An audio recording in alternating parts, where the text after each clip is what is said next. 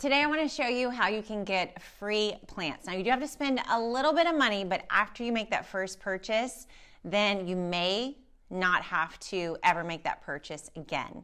And we're talking about buying basil today. So if we haven't met, my name is Nicole Burke, and I'm the owner of Gardenary and the author of Kitchen Garden Revival and Leaves, Roots, and Fruit. And one of the things I talk so much about is the fact that all of us, no matter where we live, no matter our gardening experience, we can all grow herbs. And one of my favorite herbs to grow is basil. Now, I just picked this up at the grocery store this week, and I thought this is a perfect opportunity to tell you about free plants, how I spent about, I think this was 2 for $9. That was the deal at Publix.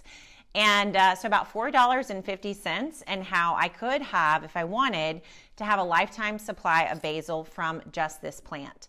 So what they do when they plant these little herb plants that we get at the grocery, especially for basil, not necessarily for the woody herbs like rosemary or thyme, is they overly seed these plants so that when we buy it from above, it looks like just one really big, nice, healthy plant.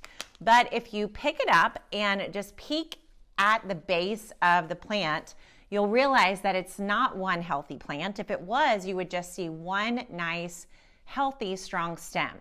But instead of seeing one strong stem, we actually see something more like 20 or 30 really spindly stems, right? And what that tells you is there's actually about 30 plants inside this one little pot.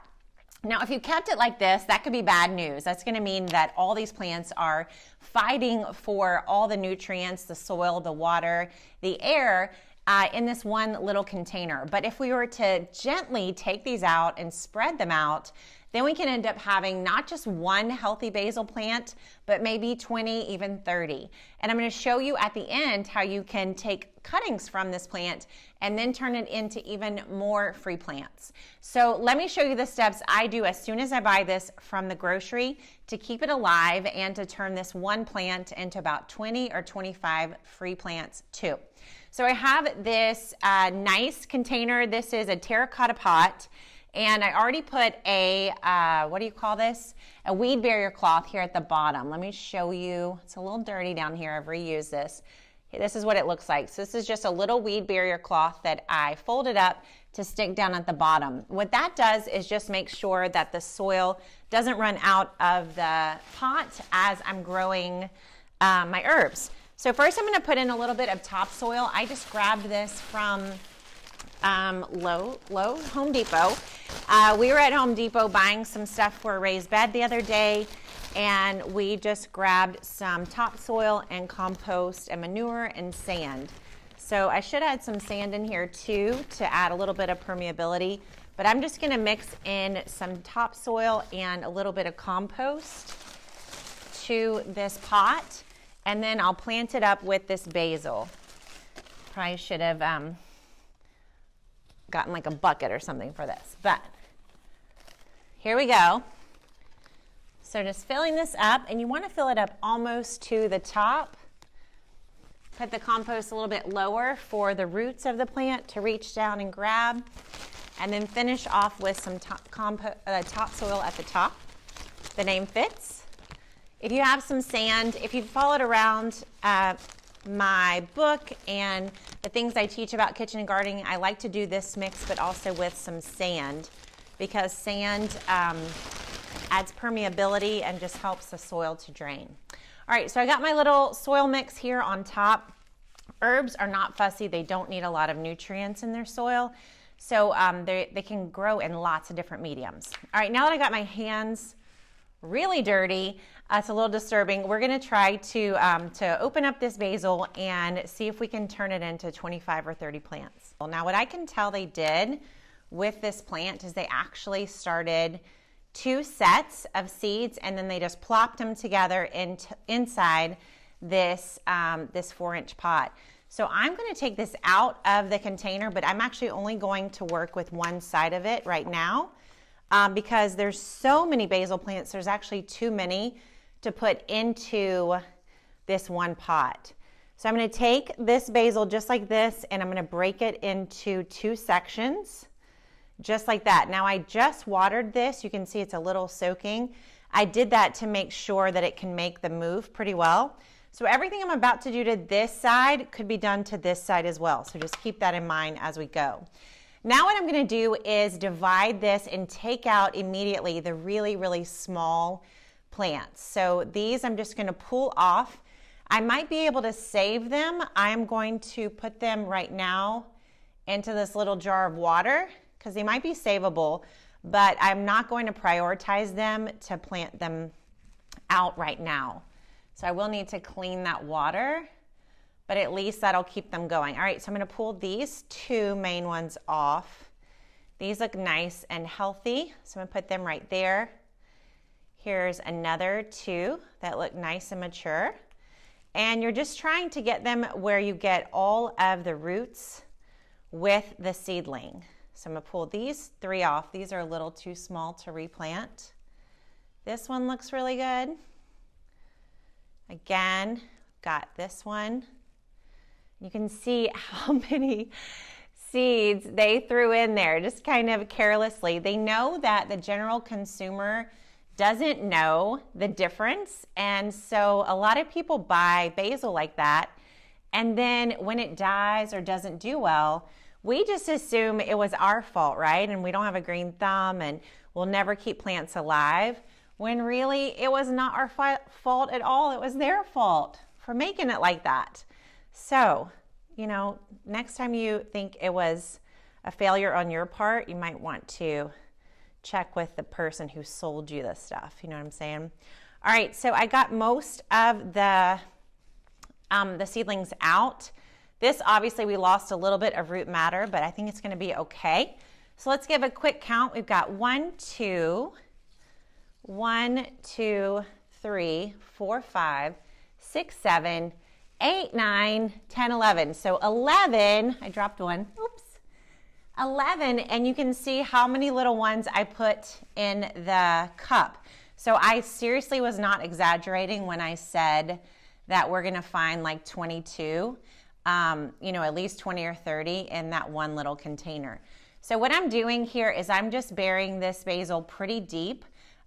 These stems can be buried. They'll grow like little lateral roots. And this will also strengthen the plant. You saw how leggy, this is a pretty leggy plant when the leaves don't start until that stem is like 3 or 4 inches tall. When that's the case, it's doing that because it's trying to get to the light. And the reason why it's growing like that is because those seedlings were just way too tight together, right? So I'm going to bury these pretty low down till that first set of leaves starts, and then we'll do a little experiment and see how they do.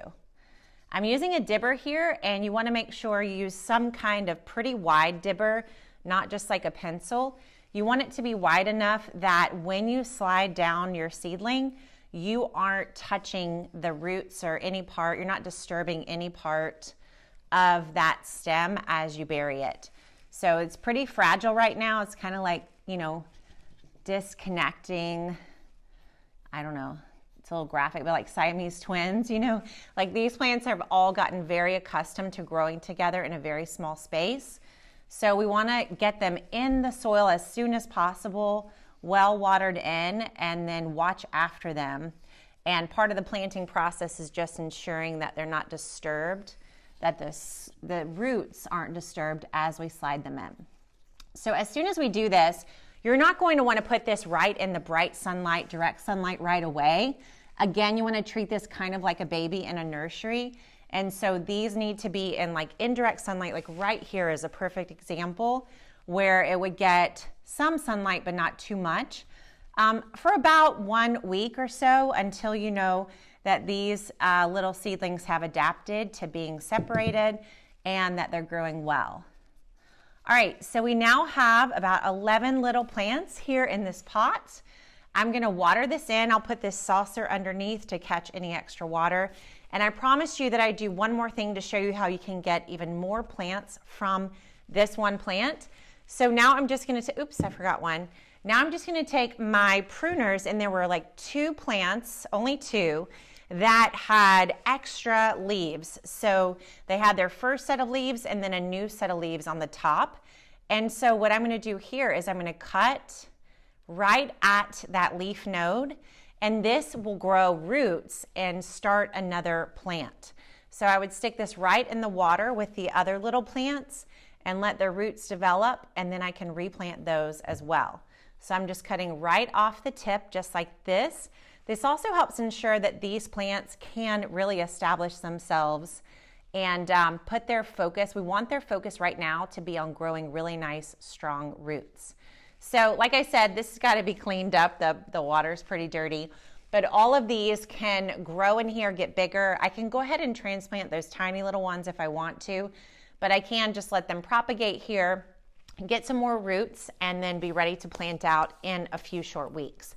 But that's what I did. I took the planter, this little pot from the grocery store. I've still got a whole nother planter worth, like another probably 11 plants or so. But I planted out 11 new little basil plants here. And then I've got the start of probably at least 11 or 10 or 15 more basil plants right here.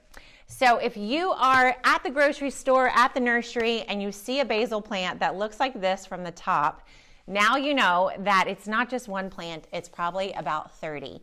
And it's okay to buy it because you're actually buying yourself a bunch of free plants, but you just got to know what to do with it. So when you get it home, follow these instructions, do exactly what I did, and you'll end up with not just one basil plant, but possibly enough basil plants to last you for a lifetime. Thanks so much for watching. If you would like to learn more about herb gardening and growing your own greens indoors or out, we have an entire membership dedicated to helping you do just that, called Gardenary 365. You can start a free trial at gardenary365.com or at the link here on this page. Thanks so much for watching and for making the garden an ordinary part of your life with me. I'll see you next time.